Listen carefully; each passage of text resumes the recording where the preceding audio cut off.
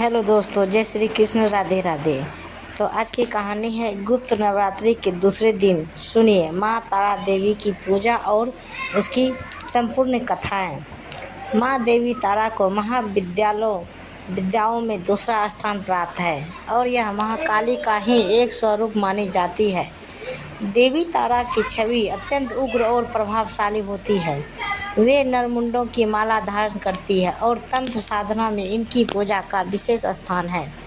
गुप्त नवरात्रि के दूसरे दिन की जाती है। माँ तारा देवी की पूजा हिंदू धर्म में गुप्त नवरात्रि का विशेष महत्व है और इसके दूसरे दिन देवी तारा की उपासना की जाती है।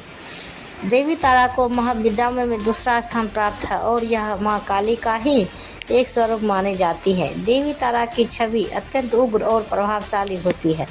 वे नरमुंडों की माला धारण करती है और तंत्र साधना में इनकी पूजा का विशेष स्थान है। इन्हें मुक्ति प्रदान करने वाली देवी भी कहा जाता है।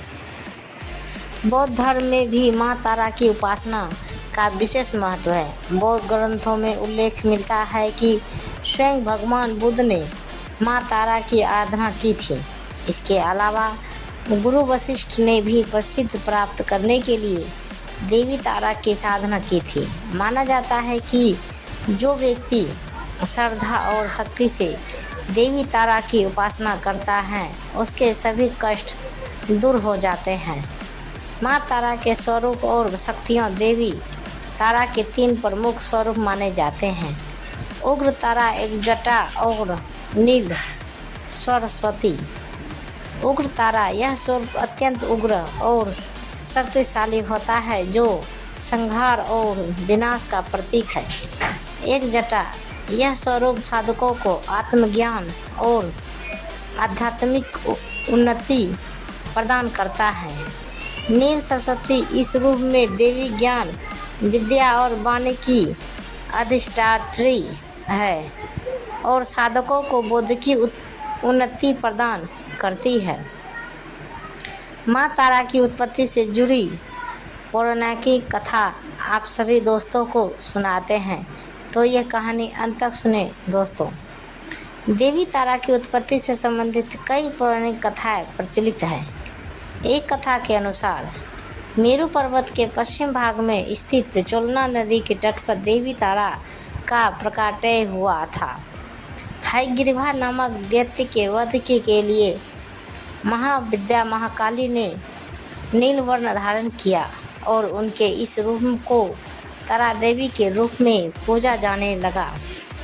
महाकाल संहिता में बताया गया है कि चैत्र शुक्ल अष्टमी को देवी तारा प्रकट हुई थी, इसलिए इस तिथि को तारा अष्टमी कहा जाता है। इसके अलावा चैत्र शुक्ल नवमी की रात को तारा रात्रि के रूप में मनाया जाता है। भगवान शिव और माँ तारा की चर्चा।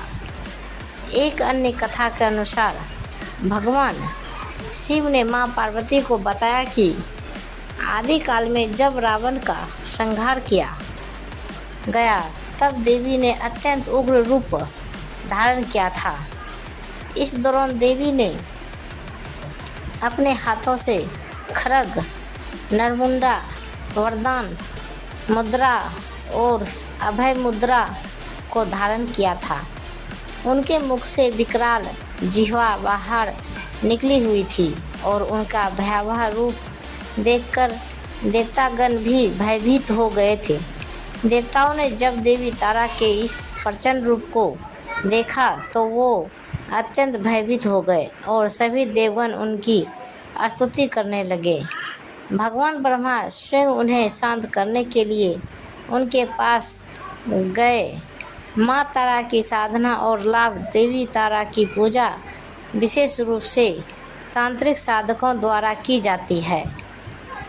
माना जाता है कि इनकी साधना से व्यक्ति को भौतिक और आध्यात्मिक दोनों प्रकार की सिद्धियों प्राप्त होती है। माँ तारा की कृपा से साधक अपने जीवन की समस्त बाधाओं को दूर कर सकता है। तो कहानी दोस्तों यहीं समाप्त की जाती है। तो प्रेम से बोली जय माता दी, हर हर दम महादेव। तो दोस्तों ये कहानी आप सबको कैसी लगी हमें कमेंट बॉक्स में ज़रूर बताइए और कहानी पूरा सुनने के लिए शुक्रिया। तो दोस्तों, ऐसी ही कहानियाँ सुनने के लिए हमारे चैनल को अभी तक जो भी सब्सक्राइब नहीं किए, प्लीज़ वो हमारे चैनल को सब्सक्राइब करें और वीडियो को लाइक ज़रूर करें। धन्यवाद। तो दोस्तों, मिलते हैं अगले वीडियो के साथ। तब तक बाय बाय दोस्तों। जय हिंद।